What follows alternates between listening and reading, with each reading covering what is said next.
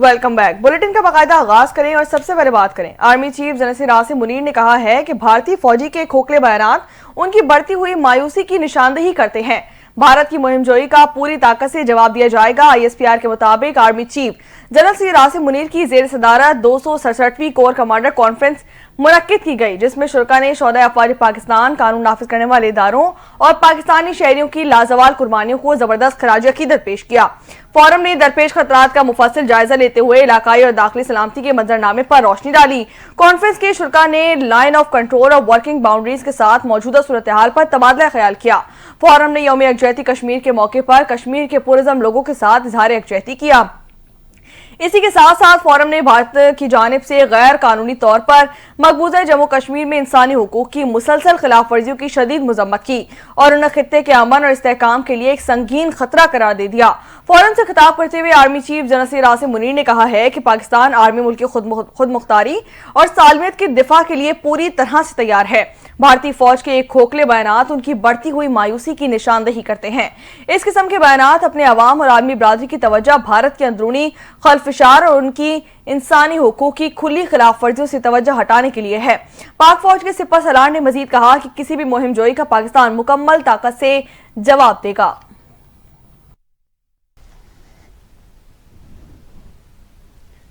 वज़ीर-ए-आज़म शहबाज शरीफ ने कहा है कि 2018 तक मुल्क से दहशतगर्दी का खात्मा हो गया था, लेकिन पिछली हुकूमत ने दहशतगर्दों को मुल्क में आने दिया। दहशतगर्दों को दोबारा बसाने से बड़ी दुश्मनी नहीं हो सकती। अफवाज पाकिस्तान और अवाम ने बड़ी कुर्बानियां दी हैं। मुल्क से एक बार फिर दहशतगर्दी खत्म होगी। दहशतगर्दी के खात्मे में हमारे जवानों की कुर्बानियां हैं। हमारे जवानों की कुर्बानियां जरूर रंग लाएंगी। माजी में सैकड़ों दहशतगर्दों को छोड़ा गया, इससे अमन कायम होगा, लेकिन इसका हल हमने देख लिया है। उन्होंने कहा कि हम क़याम अमन के लिए नौजवानों की कुर्बानियों को याद रखेंगे।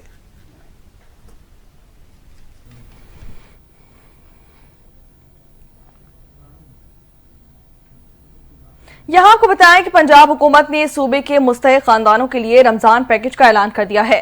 30 लाख खानदानों को फीकस 10,000 रुपए का पे ऑर्डर दिया जाएगा। रवां साल रमजान बाजार में सब्सिडी देने के बजाय हर खानदान को पैसे देने का फैसला किया गया है। रिपोर्ट के मुताबिक सूबाई हुकूमत रमजान पैकेज के तहत फी खानदान 10,000 रुपए का पे ऑर्डर दिया जाएगा। Price control and commodities management Punjab ने फंड्स की फरहमी के लिए समरी पंजाब हुकूमत को अरसाल कर दी है। इस्लामाबाद हाईकोर्ट के 5 जजेस की सीनियरिटी के मामले पर नया तनाज़ा सामने आ गया। 5 जजेस ने सीनियरिटी लिस्ट के खिलाफ representation chief justice Islamabad high court को भिजवा दी। चीफ जस्टिस पाकिस्तान याहिया आफरीदी को भी जजेस रिप्रेजेंटेशन की कॉपी भेज दी गई है। जस्टिस मोहसिन अख्तर कियानी, जस्टिस तारिक महमूद जहांगीरी और जस्टिस बाबर सत्तार समेत जस्टिस सरदार एजाज इसाक खान और जस्टिस समन रिफत इम्तियाज भी रिप्रेजेंटेशन भेजने वालों में शामिल हैं। जजेस रिप्रेजेंटेशन में कहा गया है कि जज जिस हाई कोर्ट में तैनात होता है उसी हाई कोर्ट के लिए हलफ लेता है। आइन की मंशा के मुताबिक दूसरी हाई कोर्ट में ट्रांसफर होने पर जज को नया हलफ लेना पड़ता है। रिप्रेजेंटेशन के मुताबिक दूसरी हाई कोर्ट में ट्रांसफर होने वाले जज की सीनियरिटी नए हलफ के मुताबिक तय होगी। दूसरी जानिब अदालती ज़राए का कहना है कि जजेस की जानिब से दायर रिप्रेजेंटेशन सीनियरिटी से मुतल्लिक है और जजेस के तबादले से इसका कोई ताल्लुक नहीं है। चीफ जस्टिस याहिया आफरीदी से जुडिशल कमीशन के इजलास मौखर करने की दरख्वास्त की गई है। कहा गया है कि सीनियरिटी का मसला हल होने तक chief justice Yahya Afridi judicial commission Pakistan का इजलास मुलतवी कर दें।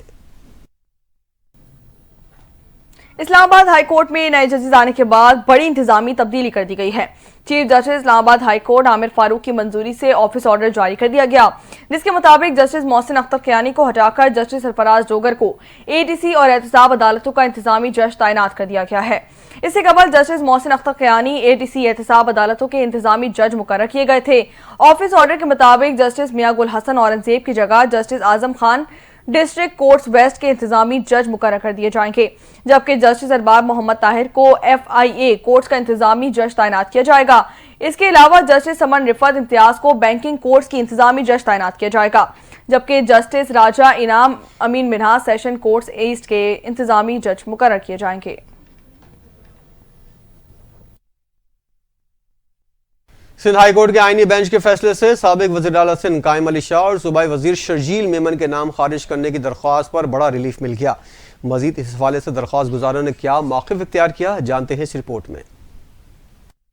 सिंध हाई कोर्ट के आईनी बेंच ने बहरिया टाउन कराची की अराजी की अलॉटमेंट और इख्तियारात के नाजायज इस्तेमाल के रेफरेंस में साबिक वजीर आला सिंध कायम अली शाह और सूबाई वजीर शर्जील मेमन के नाम खारिज करने की दरखास्त पर बड़ा रिलीफ दे दिया। आईनी बेंच ने दोनों रहनुमाओं की तलबी के नोटिस को मुअत्तल कर दिया और नैब को उनकी गिरफ्तारी से रोक दिया और दरखास्तों की मजीद समाअत 5 मार्च तक मुलतवी कर दी। वकील दरखास्त गुजार ने अदालत में मौक़िफ़ इख्तियार किया कि नैब कवानीन में हालिया तरमीम के बाद दोनों के खिलाफ रेफरेंस नहीं बनता। वकील दरखास्त गुजार ने मजीद कहा कि नैब को दरखास्त गुजारों के नाम रेफरेंस में शामिल ही नहीं करना चाहिए थे। शर्जील मेमन के वकील राज अली वाहिद एडवोकेट ने अदालत में कहा कि अवामी ओहदे पर तैनात अफराद के खिलाफ नैब रेफरेंस के लिए माली फायदे की मौजूदगी जरूरी है। माली फायदे के बगैर उन अफराद को शामिल नहीं किया जा सकता। दरखास्त गुजार सरकारी मुलाजमीन नहीं बल्कि सिंध असम्बली के अरकान है। निजी अफराद को पब्लिक ऑफिस होल्डर के साथ मिलकर फ्रॉड पर रेफरेंस में शामिल किया जा सकता है। दूसरी तरफ कायम अली शाह के वकील बैरिस्टर जमीर अहमद ने कहा कि उनके मुवक्किल को एहतसाब अदालत का समन मौसूल हुआ है। अदालत ने नैब प्रोसिक्यूटर, डिप्टी अटॉर्नी जनरल और दीगर को नोटिस जारी कर दिए हैं। पेशावर हाई कोर्ट के 10 नए एडिशनल जजेस ने अपने ओहदों का हल्फ उठा लिया है। पेशावर हाई कोर्ट के चीफ जस्टिस इश्तियाक इब्राहिम ने नए एडिशनल जजेस से हल्फ ले लिया है। हल्फबरदारी की तकरीब पेशावर हाई कोर्ट में मुनक्किद की गई। Justice Tariq Afridi, justice Abdul Fayyaz, justice Farah Jamshed, justice Inamullah, justice Sabitullah Khan, justice Salahuddin, justice Sadiq Ali और जस्टिस मुदस्सिर अमील ने हल्फ उठाया है। जस्टिस औरंगजेब और जस्टिस काजी जवाद एहसान भी एडिशनल जज का हल्फ उठाने वालों में शामिल हैं। नए एडिशनल जजेस के हल्फ के बाद पेशावर हाई कोर्ट के जजेस की तादाद 23 हो गई है। जुडिशल कमीशन ने पेशावर हाई कोर्ट के लिए 10 नए एडिशनल जजेस की मंजूरी भी दे दी थी। सिक्योरिटी जराये का कहना है बानी पीटीआई की जाने से कोई खत नहीं मिला। सिक्योरिटी जराये ने बानी पीटीआई के खत मिलने की तरदीद कर दी। जराये का कहना है कि इस्टेब्लिशमेंट को ऐसे किसी खत के पढ़ने में कोई दिलचस्पी नहीं। पीटीआई ने खत लिखने के नाम पर एक और ड्रामा किया है। अगर तहरीक इंसाफ को किसी भी मामले पर बात करनी है सियासतदानों से करे। वजह रह गए पीटीआई की जानिब से मीडिया पर खबरें सामने आई थी कि बानी पीटीआई ने आर्मी चीफ को खत लिखा है। चेयरमैन पाकिस्तान तहरीक इंसाफ बैरिस्टर गौहर ने कहा है कि अगर बानी पीटीआई के खत का रिस्पांस आता है तो हम इसका खैर मकदम करेंगे। मीडिया से गुफ्तगू करते हुए कहा कि बानी ने कहा है कि उन्होंने आर्मी चीफ को खत लिखा है। मैंने अब तक बानी पीटीआई का खत नहीं पढ़ा है और न ही देखा है। चेयरमैन पाकिस्तान तहरीक इंसाफ के मुताबिक बानी पीटीआई ने खत के मंदरजात खुद पढ़कर सुनाए और कहा कि फौज की बड़ी कुर्बानियां हैं। फौजी क़यादत से राब्ते में होने के सवाल पर बैरिस्टर गौहर का कहना था कि एक मीटिंग हुई थी जो अमन आमा पर थी, इसके अलावा कोई मीटिंग नहीं की गई है।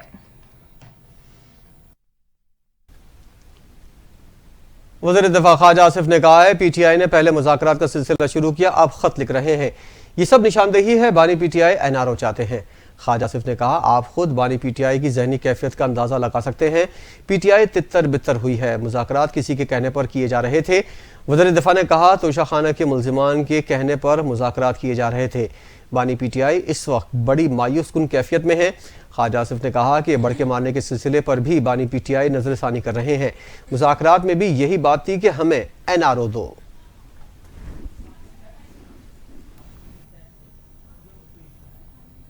सुप्रीम कोर्ट में सिविलियंस के ट्रायल से मुतालिक केस की समाअत के दौरान जस्टिस जमाल खान मंदुखिल ने सवाल उठाया कि कोई शख्स जो फौज का हिस्सा ना हो वो सिर्फ जुर्म की बुनियाद पर फौजी अदालत के जुमरे में आ सकता है। जस्टिस अमीनुद्दीन खान की सरबराही में 7 रुकनी लार्जर बेंच समाअत कर रहा है। सीनियर वकील सलमान अकरम राजा ने अपने दलाइल का सिलसिला जारी रखते हुए मौकिफ अपनाया कि FBI अली केस 1962 के आइन के मुताबिक फैसला किया गया है। जस्टिस जमाल खान मंदुखिल ने इस्तफसार किया कि क्या आर्मी एक्ट के मुताबिक फौजी अदालतों के क्या इख्तियारात हैं। कोई शख्स जो फौज का हिस्सा ना हो सिर्फ जुर्म की बुनियाद पर फौजी अदालत के जुमरे में आ सकता है। सलमान अकरम राजा ने कहा कि FBI अली केस में भी कहा गया है कि सिविलियंस का ट्रायल बुनियादी हुकूक पूरे करने की बुनियाद पर ही मुमकिन है। जस्टिस मोहम्मद अली मजहर ने कहा कि FBI अली खुद भी एक सिविलियन ही थे, उनका कोर्ट मार्शल कैसे किया जा सकता है। सलमान अकरम राजा ने कहा कि अदालत ने करार दिया था कि बुनियादी हुकूक की फरहमी जरूरी होती है। अदालत ने करार दिया था कि ट्रायल में बुनियादी हुकूक की खिलाफ वर्जी नहीं होनी चाहिए। कराची में 7 फरवरी से मुनक़िदा नवी बहरी मश्क में दुनिया भर से 60 से ज़ायद ममालिक समेत 13 बहरी बेड़े, तैयारों और दीगर बहरी जंगी साजो सामान के साथ शिरकत करेंगे। पाक बहरिया और दीगर ममालिक पेशावराना सलाहियतों के जौहर दिखाएंगे। तफसीलात जानते हैं ब्यूरो चीफ अब्दुल हसीब की इस रिपोर्ट में।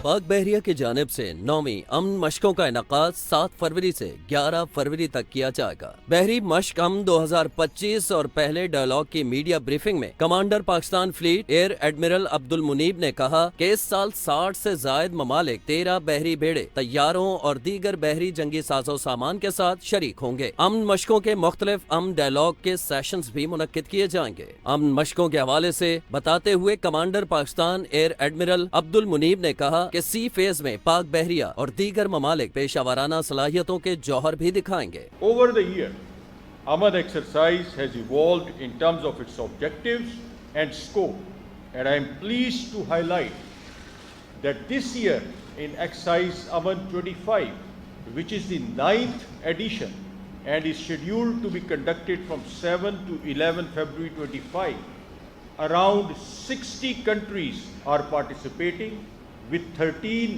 ships, 1 maritime patrol aircraft, 9 special operation forces, 5 explosive ordnance disposal and 3 marines teams, and around 200 plus observers। अमन मशकों के इनकाद का मकसद दीगर ममालिक से ताल्लुकात और ताउन बढ़ाना और पाकिस्तान नेवी बहरी हुदूद की हिफाजत और अमन से मुतालिक काविशें जारी रखना है। अमन मशकों का महज एक ही पैगाम है कि अमन के लिए यकजा होना। कैमरामैन शाहमीर राजपूत के साथ अब्दुल हसीब, NTN न्यूज, कराची। आगे बढ़े और यहाँ आपको बताएं कि तहरीक इंसाफ ने पार्टी डिसिप्लिन की मुसलसल खिलाफ वर्जियों पर एक्शन ले लिया है। पाकिस्तान तहरीक इंसाफ ने पार्लियामेंटेरियंस की पार्टी डिसिप्लिन की खिलाफ वर्जी पर इंक्वायरी कमेटी भी तश्कील दे दी है। 26वीं आईनी तरमीम के मौके पर मुनहरिफ अरकान पार्लियामेंट की समाअत होगी। पार्टी की जानिब से शोकाज नोटिस जारी होने वाले अरकान भी कमेटी के सामने पेश किए जाएंगे। असद कैसर की सरबराही में 3 रुकनी कमेटी तश्कील दे दी गई है, जबकि सेनेटर ओन अब्बास और सरदार अजहर तारिक कमेटी के मेंबरान मुकर्रर कर दिए गए हैं। एडिशनल सेक्रेटरी जनरल फिरदौस शमीम नकवी ने नोटिफिकेशन जारी कर दिया है। नोटिफिकेशन के मुताबिक चेयरमैन पाकिस्तान तहरीक इंसाफ और सेक्रेटरी जनरल की मंजूरी के बाद कमेटी तश्कील दे दी गई है। MNAs मुतालिका तारीख पर हाजिर न होने की सूरत में कमेटी उनकी गैर मौजूदगी में भी फैसला सुनाने की मिजाज होगी। रावलपिंडी की इंसदाद दहशतगर्दी की अदालत ने बुशरा बीबी को पेश न करने पर सुप्रिंटेंडेंट अडियाला जेल को नोटिस जारी कर दिया। रावलपिंडी की इंसदाद दहशतगर्दी की अदालत के जज अमजद अली शाह ने बुशरा बीबी को 1 फरवरी को अदालत में पेश न करने के खिलाफ दरख्वास्त पर समाअत की। दरख्वास्त में मौक़िफ़ इख्तियार किया कि जेल इंतजामिया ने बुशरा बीबी को पेश न करके अदालत की तौहीन की है। जेल इंतजामिया से पूछा जाए कि बुशरा बीबी को क्यों पेश नहीं किया गया। अदालत ने सुप्रिंटेंडेंट जेल अडियाला जेल को नोटिस जारी करते हुए 6 फरवरी को ज़ाती हैसियत में तलब कर लिया है। यहाँ आपको बताएं कि सेनेट कमेटी में भिखारियों से मुतालिक सजाओं में इजाफे का बिल भी मंजूर कर लिया गया है। सेनेटर फैसल सलीम की सदारत में कायमा कमेटी बराए दाखिला का इजलास हुआ, जिसमें हुकूमत की जानिब से protection of smuggling of migrants bill पेश किया गया। इसके बाद भिखारियों के हवाले से सजाओं में इजाफा करने के हवाले से बिल भी कमेटी में पेश किया गया। वजारत कानून ने कहा है कि बिल में भिखारियों की मुआवनत करने वालों और सहूलतकारों की सजाओं में इजाफा किया गया है। अब भिखारियों की सहूलतकारी करने वालों और भीख मांगने वालों पर मजबूर करने वालों को 10 साल कैद की सजा सुनाई जाएगी। कमेटी ने भिखारियों के हवाले से बिल को भी मुतफिका तौर पर मंजूर कर लिया है।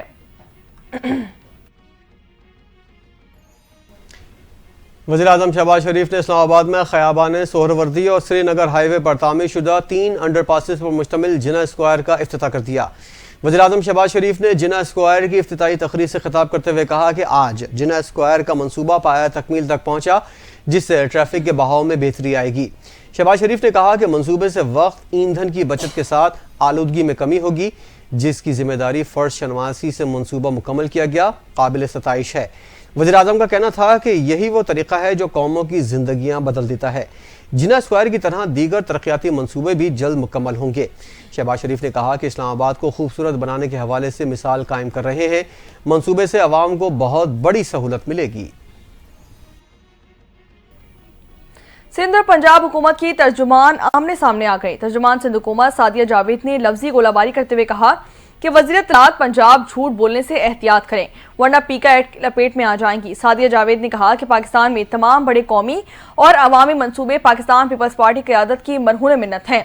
शहीद जुल्फ़िकार अली भुट्टो ने पाकिस्तान को एटमी ताकत दी है। दुनिया ने माना है कि नून लीग ने तमगा सजाया, दुनिया ने देखा भी है। उनका कहना था कि पहला ऑटिज्म सेंटर वज़ीर आला सिंध मुराद अली शाह ने कराची में बनवाया। सिंध में सबसे पहले ईवी बसेस चलना शुरू हो गई हैं। वज़ीर इत्तलात पंजाब अज़मा बुखारी को पहला नंबर सिंध और पाकिस्तान पीपल्स पार्टी याद रखना चाहिए, जिस पर अज़मा बुखारी ने जवाबी वार करते हुए कहा कि सिंध के जो भी हालात हैं वो देख लें, हर एक को अपने गिरबान में झांकना चाहिए। ओवरसीज पाकिस्तानी अपनी मेहनत से मुल्क का नाम रोशन कर रहे हैं। बैरून मुल्क मुकीम पाकिस्तानी मुल्क के सफ़ीर हैं।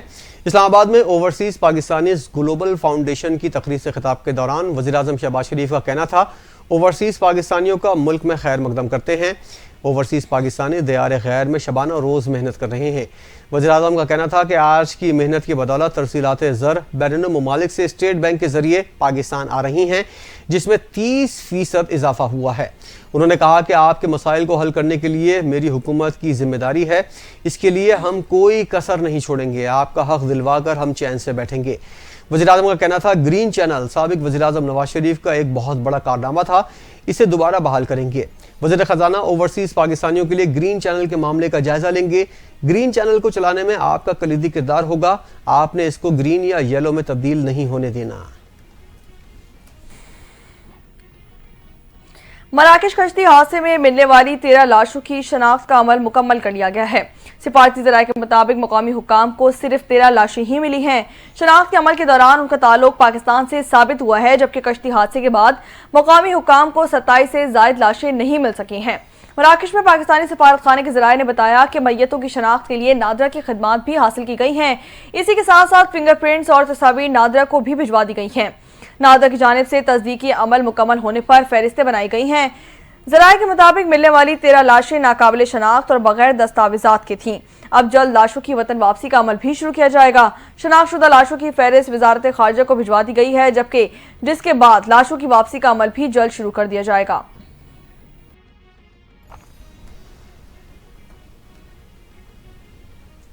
स्मार्ट वॉचेस और फिटनेस ट्रैकर्स और दीगर डिवाइसेस साइबर सिक्योरिटी रिस्क करार दे दी गई हैं। National telecom and IT security board ने एडवाइजरी जारी कर दी है। काबीना डिवीजन ने हसास मकामात पर पहनने के काबिल डिवाइसेस के इस्तेमाल पर पाबंदी की सिफारिश की है। जारी की गई सिक्योरिटी एडवाइजरी के मुताबिक पहनने के काबिल स्मार्ट डिवाइसेस खुफिया मालूमात अफशा कर सकती हैं। इन डिवाइसेस का इस्तेमाल साइबर हमलों का बाइस बन सकता है। पहनने के काबिल स्मार्ट डिवाइसेस इदारा जाती सिक्योरिटी के लिए खतरा हैं। हसास मकामात पर इन डिवाइसेस के इस्तेमाल से कबल ऑडिट लाजमी करार दिया गया है। एडवाइजरी में कहा गया है कि हसास इजलासों ऑपरेशंस वाले मकामात पर इन डिवाइसेस के इस्तेमाल पर पाबंदी होनी चाहिए। हसास मकामात पर इन डिवाइसेस के GPS और ब्लूटूथ को गैर फाल किया जाए। मंजूर शुदा डिवाइसेस के मल्टी फैक्टर्स तस्दीकी निज़ाम पर अमल दरामद को यकीनी बनाया जाए। अब आपको बताएं कि ISPR ने 5 फरवरी को यौम यकजहती कश्मीर की मुनासबत से नया नगमा जारी कर दिया है। यौम यकजहती कश्मीर पर जारी किया गया नगमा मारूफ गुलकार अहमद जहाज़ेब ने गाया, जबकि उसके बोल इमरान रजा ने लिखे हैं। नगमे का आगाज मरहूम कश्मीरी रहनुमा सैयद अली गिलानी शहीद की एक तकरीर से किया गया, जिसमें उन्होंने खिताब करते हुए कहा कि इस्लामाबाद इस्लाम के ताल्लुक से ही और इस्लाम की मोहब्बत से ही हम पाकिस्तानी हैं। पाकिस्तान हमारा है। नगमे में मकबूजा जम्मू कश्मीर में काबिज भारतीय फौज के मुजालिम और कश्मीरियों के एहतजाज के मनाजिर भी शामिल किए गए हैं। नगमे की वीडियो में कश्मीरी हुर्रियत पसंद नौजवान बुरहान वानी शहीद और दीगर शौहरा के जनाजे भी दिखाए गए हैं। साबका रिवायत के मुताबिक इस बार भी कल 5 फरवरी बरोज़ बुध यानी यौम यकजहती कश्मीर भरपूर तरीके से मनाया जाएगा। मकसद आलम अक़वाम को तवज्जो मसला कश्मीर की हल और कश्मीरियों के हक़ खुद इरादियत की फ़राहमी की जानिब मबज़ूल करवाना है। इस हवाले से तफसील देखिए इस रिपोर्ट में।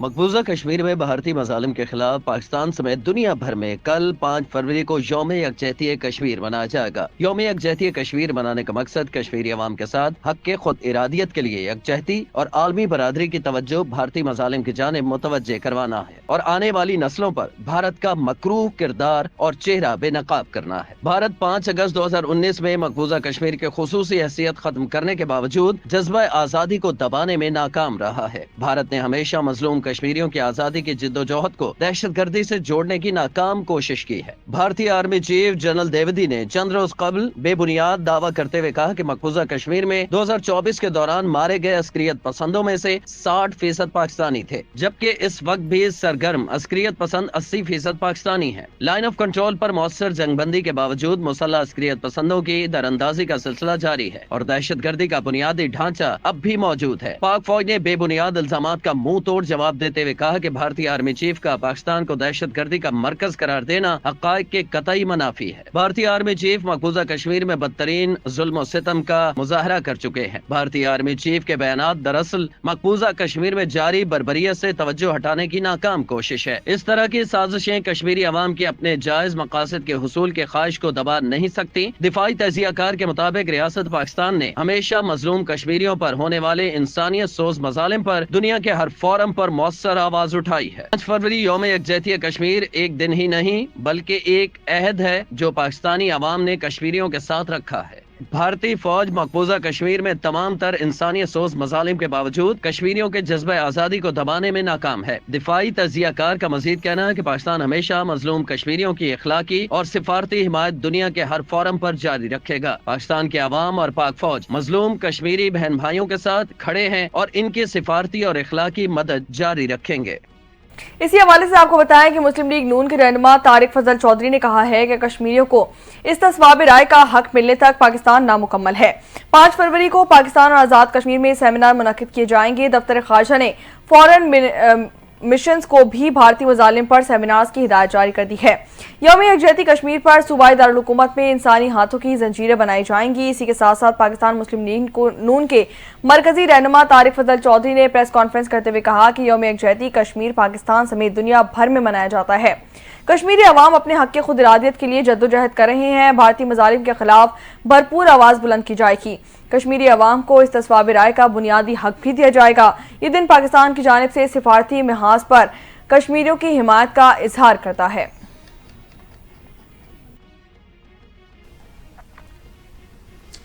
पाकिस्तान रेलवे ने जिद्दत की जानिब इनकलाबी कदम बढ़ा दिया। दौर हाजिर के तकाज़ों के मुताबिक राब्ता एप्लीकेशन तैयार कर ली है। इस हवाले से तफसील देखिए इस रिपोर्ट में।